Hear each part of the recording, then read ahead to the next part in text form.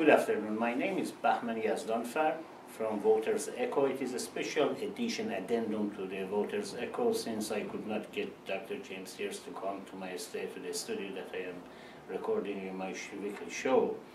I cornered him here at his office for a few minutes to clarify a couple of the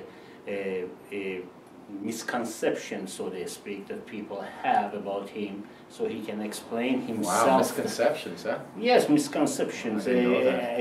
You didn't know that? I didn't know that. I'm a pretty clear guy, but tell me about these misconceptions you speak of. Well, I'm going to ask him to just give a little bit of the very short background about during the last 3 years what he was doing, and then we get to the couple of the questions very fast.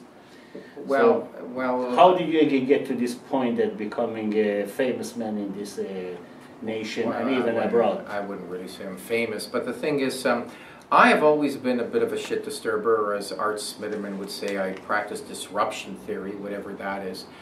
And I thought that the #1 issue, 10 years ago, the #1 issue in Canada, even 20 years ago, is the feminization of men. I think men have been emotionally, chemically castrated. And I have done seduction work with men, teaching them how to seduce women. I've helped men become more masculine, become more assertive. I've done counseling for men to make them more assertive. And then I realized somebody was behind the feminization of the men. And it turned out it was the cultural Marxists. There was a group of people who are cultural Marxists, guys like George Soros, who from the top were using their money and influence to get a bunch of these lackeys of theirs to go around and destroy our Christian Canadian society. And I decided to start to focus on anti-Marxism, and then I became politically oriented. Then I came across a hero of mine, a gentleman by the name of Leroy St. Germain, who is the publisher of a newspaper called Your War News. And I became editor in the spring of 2015, and I helped Leroy transform the newspaper into an anti-Marxist paper. And I've been editor of that paper since then. I've tried to make the paper a little more political in nature. I try to use a lot of trigger words to get the leftist enraged and inflamed. My theory is the 3 E's of publishing.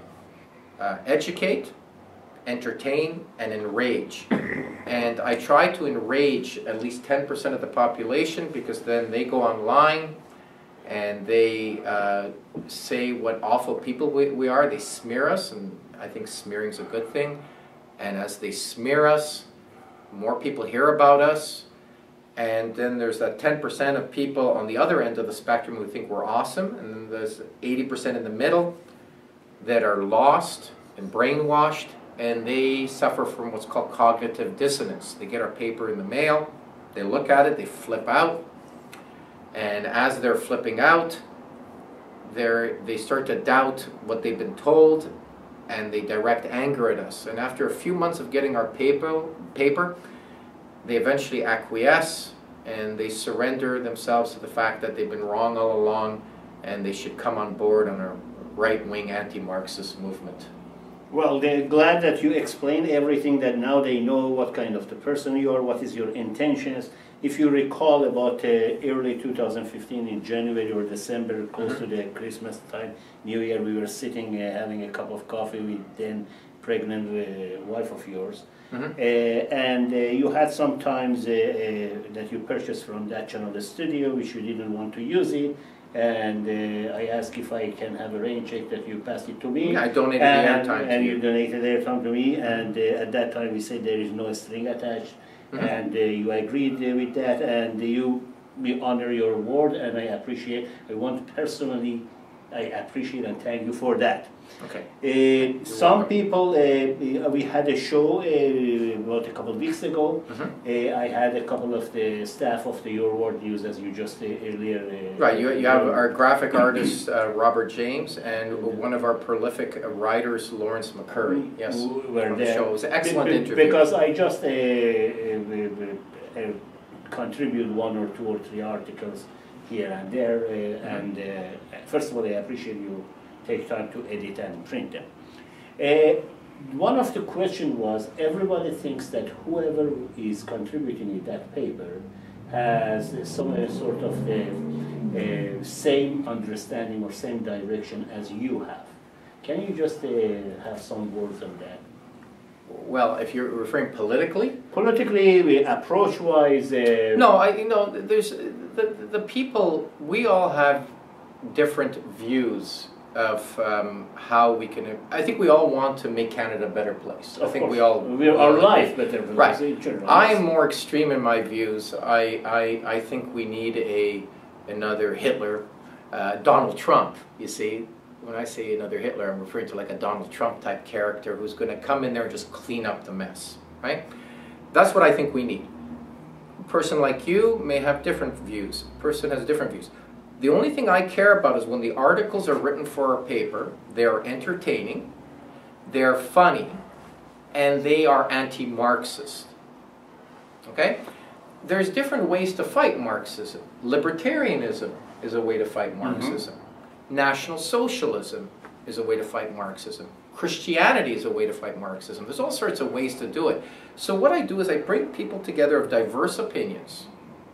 Now, sometimes what happens is we all get called a bunch of Nazis. I mean, this happens. They called you a Nazi. They called you they called me like the token non-white. The lackey for Nazis, or says for Nazis. All sorts of names. All of this.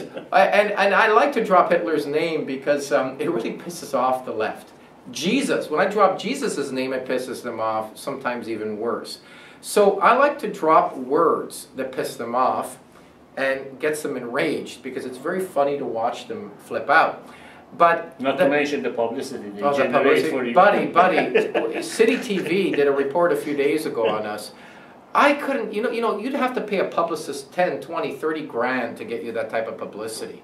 It's free publicity. I get calls from all over. People are emailing me saying, my parents live in Nova Scotia. Can they get a subscription to your paper? They didn't even know the paper existed until Warren Kinsella went on TV. The one thing is, Mary Margaret McMahon, who's my local councillor, she's a whack job, she's a loon. But she said something intelligent on the air, believe it or not, even Mary Margaret, Marxist Mary. She said, ignore them. The best thing we can do is ignore them. Yes, she's correct. If these lefties just ignored us, didn't go around talking about suing us and how outrageous we are and go to the media, it would be worse for us. All of this negative publicity is like, it's a godsend. It's like a fuel. Oh my God. Fuel for your engine. It's fuel for my engine. And you know what? People don't understand the power of negative publicity because when you go around saying, he's a good man, he's a righteous man, you should read his stuff. No one's going to read his stuff. If you say, this guy's the next Hitler, he's like, he's one step below a serial killer, they want to read your shit. That's the thing. So the more negative, the more they call us names like racist, sexist, homophobe, all of them lies, anti-Semite. Okay, I don't believe 6 million Jews were gassed. I'm telling you right now, I don't believe that. But I love the Jews. But people want to call you an anti-Semite. Fine, let them call me names. But it just means more people read the paper. And you wrote an article for our paper, which was an excellent article. Other people have written excellent articles. Shep the dog is the most popular columnist we have. We have a retired German Shepherd, a police dog, that writes articles for us. He lives around the corner from me. Shep the dog writes amazing articles. He wrote one on He's a very literate dog. Yeah, a lot of people don't know. And we have people, we had actually a woman write a letter to us, a couple of people actually, but one woman in particular said, who writes the Shep the Talking Dogs articles? Obviously you don't have a talking dog. And I was very offended because I consider her a speciesist who doesn't believe that anyone other than a human could write an article. So you can call people name too. Sure, species. I call these Marxists, I call them fascists. Like, we're the anti-fascists. See, fascism is what these guys are practicing. For example, I call these environmental nuts enviro-fascists. That's what they are. See, the left tries to force their beliefs down your throat. They try to shut you down. I don't see right-wing people going to a commie rally screaming and trying to shut down the commies' free speech. We don't force our beliefs on people. We on the right, for lack of a better term. I don't force and it's a good segue. I get into the last question for this, because I know that you have to be somewhere.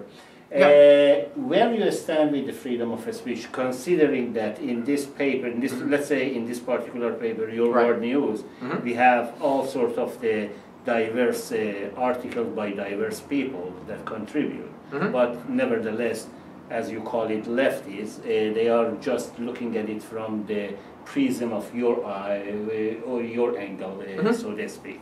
Where you stand with the freedom of speech? Where do I stand with freedom of speech? I believe that there should be total. I believe there should be total free speech. I don't even think we should have hate speech laws.